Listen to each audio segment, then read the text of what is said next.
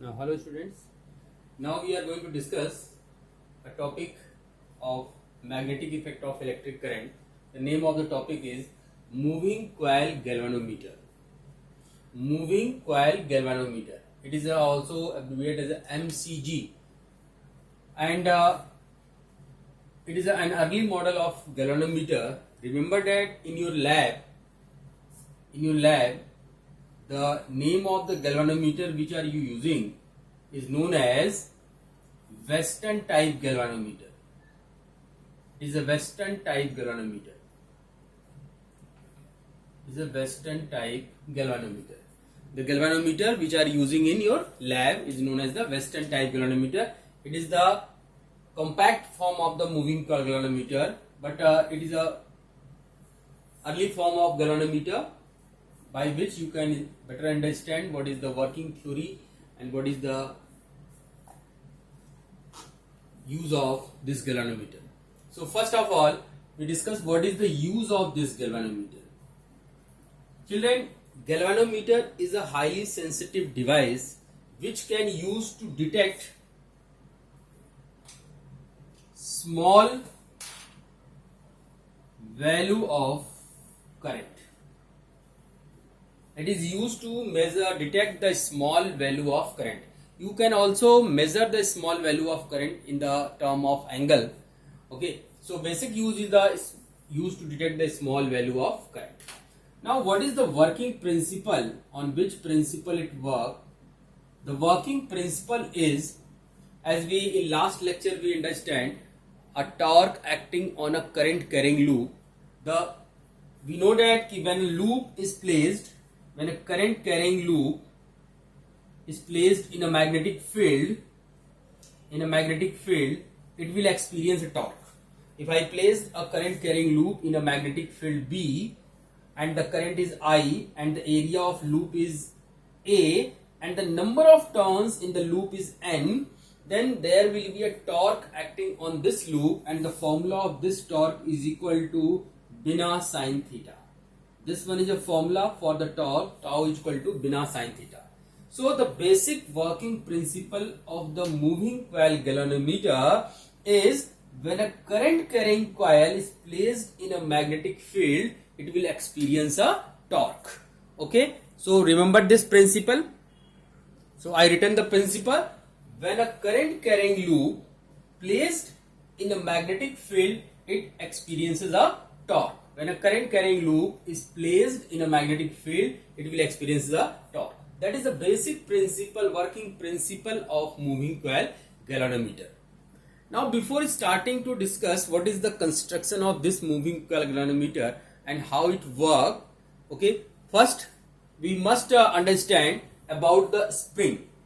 So children, in the class 11th, we learned about the concept of spring, which was dealt by the Hooke's law, and it tells that if it is a spring and this portion is fixed with a rigid support and another end is stretched by a force F, then spring force F is equal to minus of Kx.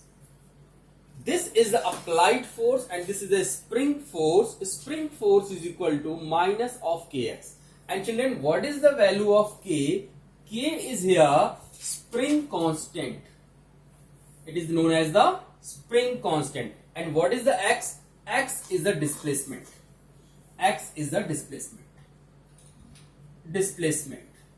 So this is the basic formula for the Hooke's by the Hooke's law given by the Hooke. F is equal to minus Kx. Negative sign indicate that means it acts in the opposite direction of applied force, or you can say opposite of displacement. If the spring is stretched in this direction, then the spring force in this direction. Okay, and the same conversion applies if you compress the spring, then the spring force in this direction. Okay, now there is this one is a helical spring, and there is another type of spring. You can look like this. This one is a spring, just like spiral spring. If I fix this support, this end with a rigid support, and rotate this end about like this, you rotate this spring about the point O, then it will be twisted. It will be twisted like this. It will be compressed. Its area will be decreases. So in that situation, here there is a linear displacement and here is an angular displacement. You are applying a force in this direction. That means you are applying a torque. So if suppose that twisting angle, if the twisting angle is phi, then this torque, you can say it is a restoring torque, is equal to minus k phi. Tau is equal to minus k phi. What is the phi? Phi is the angular displacement. And what is the k? Remember that k is not here the spring constant. K is something different, and k is known as torsional constant. It is the torsional constant. It is the torsional constant. So, in the case of angular motion, you will apply this formula, torque is equal to minus k phi. Here k is the torsional constant. In the case of linear displacement, F is equal to minus kx. K is the spring constant. So, in this moving coil galvanometer concept, we will use this one. Tau is equal to minus k phi. Remember that minus is only significant for the nature of the torque, that is the restoring torque. So, whenever you solve the numerical, remove the minus. Okay, so tau is equal to k phi. So, I repeat again. Principle of moving coil galvanometer: when a current carrying loop is placed in a magnetic field, it will experience a torque. Okay. Now we are going to deal with the construction and working. For that we need to make a diagram. So children, we are dealing with the construction. What is the shape of this galvanometer? Schematic diagram of this galvanometer. There are two radial magnets. This one is a north pole and this one is a south pole. Okay, and the shape of these ends of the magnets are radial. So these are the radial magnets. These are the radial magnets. Remember that radial magnet means its shape is concave, means like this. They are not in flat shape, they are like concave shape. They are in concave shape. Okay. Now, and these are not the simple bar magnet. Children, remember that these are the horseshoe magnet. These are the horseshoe magnet. Horseshoe magnet is a strong to produce the magnetic field. Instead of the bar magnet, we use the horseshoe magnet. So this one is a horseshoe radial magnet. And in between these magnets, we kept like this. They are kept like this, and in between them, we kept an aluminium loop. This one is an aluminium frame, which is open both the sides, from this side and back side, and this aluminium loop is wound with copper coil. This is wound with large number of turns of copper coil. So these are the copper coil, and this one is aluminium loop. Now the whole system is suspended with a rigid support.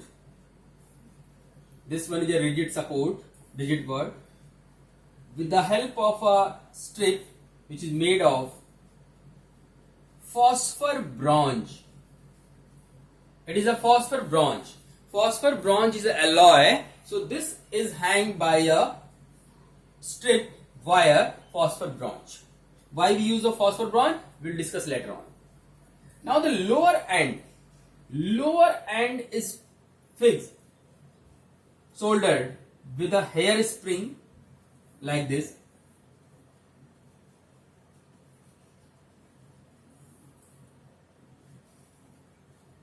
This one is. This point is fixed, and the copper coil is attached, soldering with the middle one. This one is a hair spring. This one is a hair spring, and it is also made of phosphor bronze. Okay. Now the whole system is suspended in between the two strong magnetic poles, radial magnetic poles. Okay, and the this loop, aluminum loop, in between them, there is another wire, cylinder, soft iron cylinder. There is a soft iron cylinder placed inside the loop. But remember that the load of this cylinder is not over the aluminum loop, it is fixed like this. Means there is no attachment of the loop with the cylinder. Okay. Now what will happen, how it works? When the top wire and this wire, here spring, is attached, connect with the battery, what will happen? The current will start to flow. In this wire, the current will start to flow, and the coil is placed in a magnetic field, so it will experience a torque, and because of that, it will be rotate. Because of the current and magnetic field presence, there will be acting a torque, and because of that torque, this coil will be rotate. And because of this rotation of the coil loop, the hair spring attached at the bottom of the coil also twisted. When the coil rotates, the hair spring also twisted. And when hair spring twisted, it will experience a torque. It will experience a torque. And when you switch off, what will happen? There will be no current, and because of the stored energy, it will be released and it will regain its original position.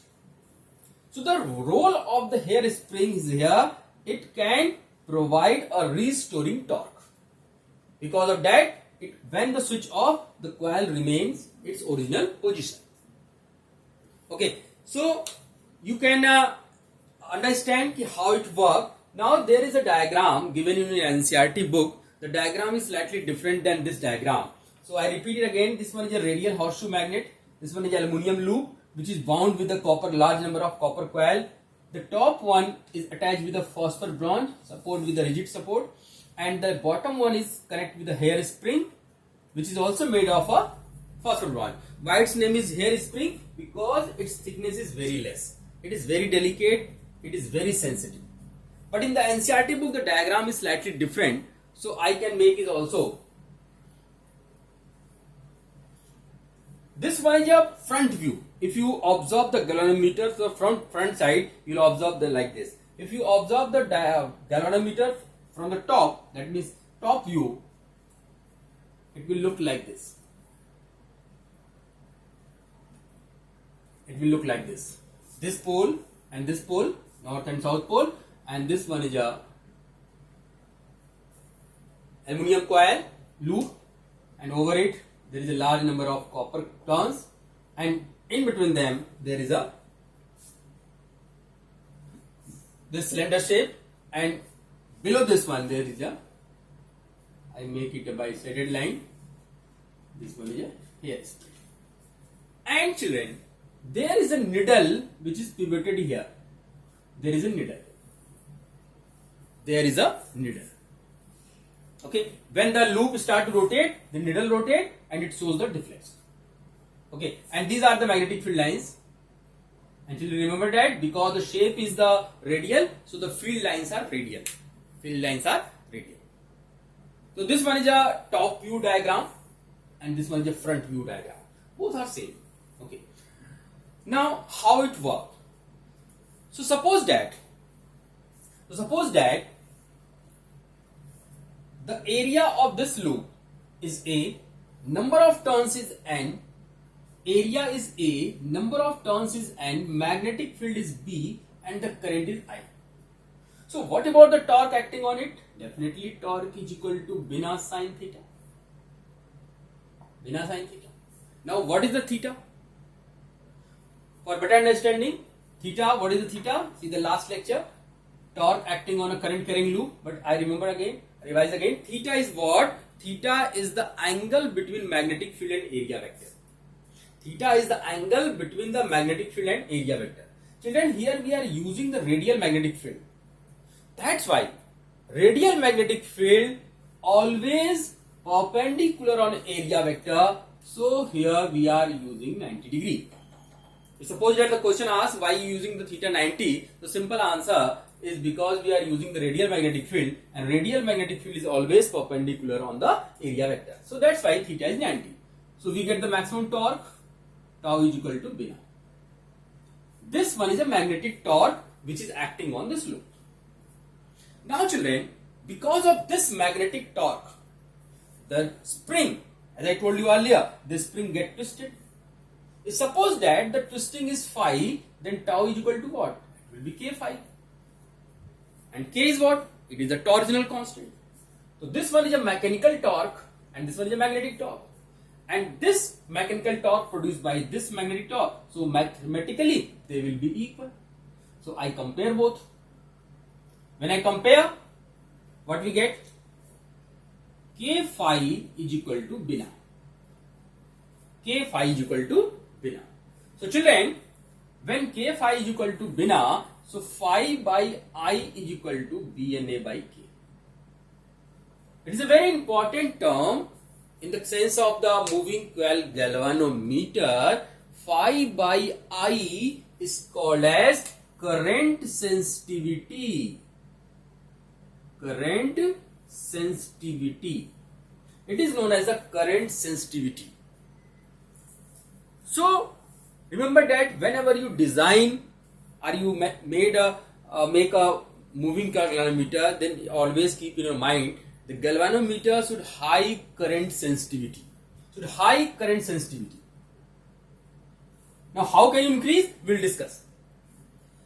Now suppose that R is the resistance of this coil, because it is made of the copper, definitely it has some resistance. So phi by V is equal to BNA by KR, because V is equal to IR. So when I replace I is equal to V by R, we will get phi by V is equal to BNA by KR. It is known as, children, voltage sensitivity. So remember that for a good galvanometer, for a sensitive galvanometer, its current sensitivity and voltage sensitivity should be very high. Here the sensitivity means a galvanometer which is highly sensible, means which can detect a smallest value of current or can detect smallest value of voltage. Such type of galvanometer we need to maintain.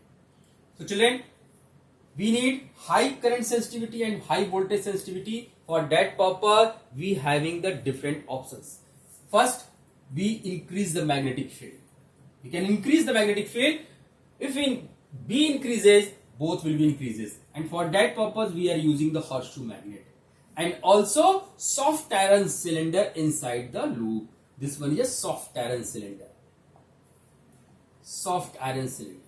So the question will come in your board examination, why we use a horseshoe magnet or why you using the soft iron cylinder. The simple answer, we want to increase the current sensitivity and voltage sensitivity. Because of soft iron cylinder and horseshoe magnet, we increase the B. Now second thing, why we using the phosphor bronze spring or phosphor bronze string? Because K decreases. Phosphor bronze has low value of K. If the phosphor bronze has low value of K, that means low torsional constant, current sensitivity and voltage sensitivity will be enhanced. Now, the one question will be, why we can't increase the N? We can. But remember that when we increase the number of turns, simultaneously resistance of the coil increases. If the resistance increases, current sensitivity increases, but at the same moment voltage sensitivity decreases. That's why we can't increase more number of turns. It will be limited number. So we have only two options for that here. Increase the magnetic field and decrease the K. Increase the magnetic field and decrease the K. So this one is a construction, theory, working, and how can you increase the sensitivity of galvanometer.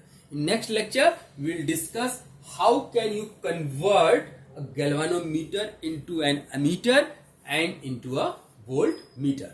Thank you.